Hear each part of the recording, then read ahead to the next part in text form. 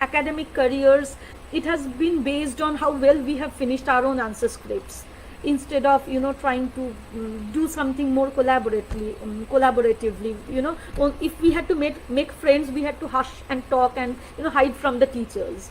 So human bonding came much with a lower priority than finishing our syllabus.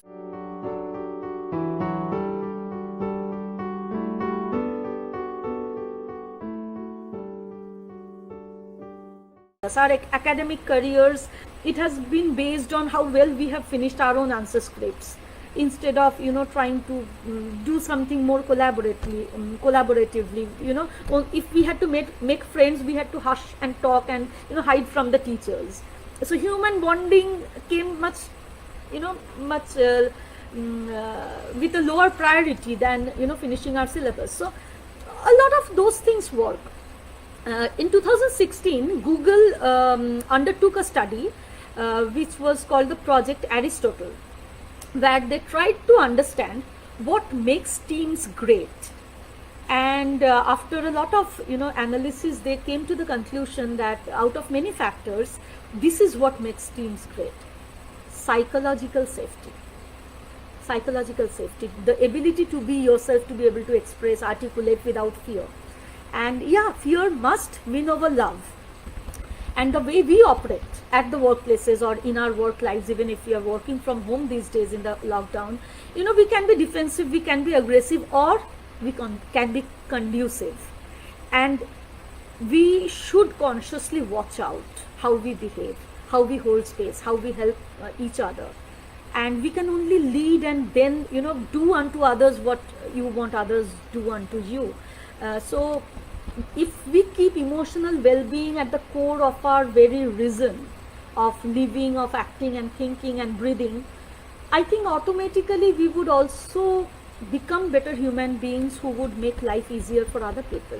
Like, even if there is this cold customer call, that ma'am, would you like a credit card, I definitely consider that a distraction. But instead of being rude to that young girl, I don't know her story, I mean, I might as well just say thank you very much, I don't need it anyway, I hope you are doing well, I hope you are safe in these trying times.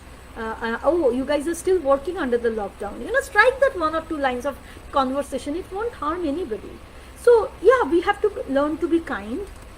It also helps to feel emotionally well, to be psychologically safe, like to be able to articulate and express our thoughts, express our doubts, voice our opinions. And if I am coming across as non-threatening, somebody would perhaps listen to me more carefully than before. They would not feel insecure. And yeah, I mean, I think exchange of ideas is a major part of our productivity at work today. Ideas are the currency of this 21st century. And as individuals, if we do not put our perspectives on the table, I mean, just running those codes and generating those numbers and hiding those errors in the reports and shoving things under the carpet, I don't think we are getting paid for that. Sooner or later, we have to grow internally to be able to grow career wise.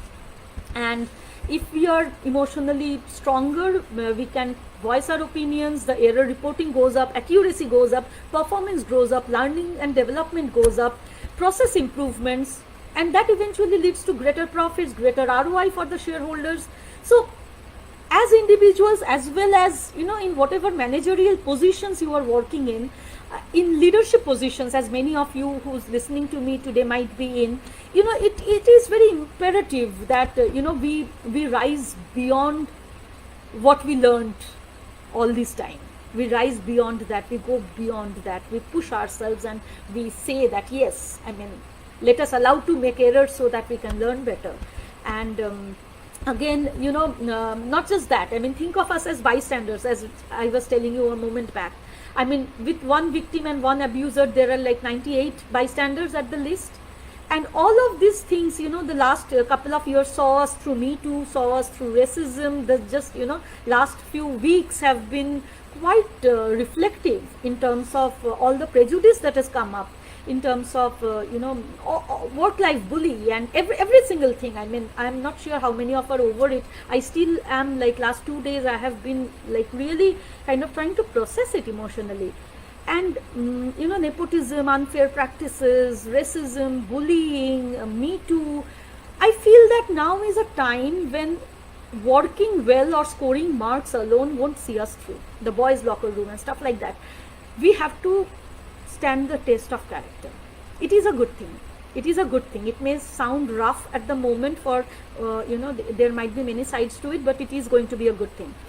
And when we have to pass the test of character, we better prepare to be ready emotionally and to be able to spot our own faults before outside agencies come through and reveal and unfold the real gaps that we tried to neglect when we were putting our eyes on the Sensex and on the ROI for the shareholders. So let us be a little more proactive in that area. Let us be emotionally well and psychologically safe as workplaces, so that we can test our own characters, we can grow our own characters before we are hit by a Posh, we are hit by a Me Too, we are hit by a boys' locker room, we are hit by George Floyd, or we are, let us do some serious reflection out there. And yeah, I mean, it starts with us, it ends with us. We are the society, we are the self, we are everybody.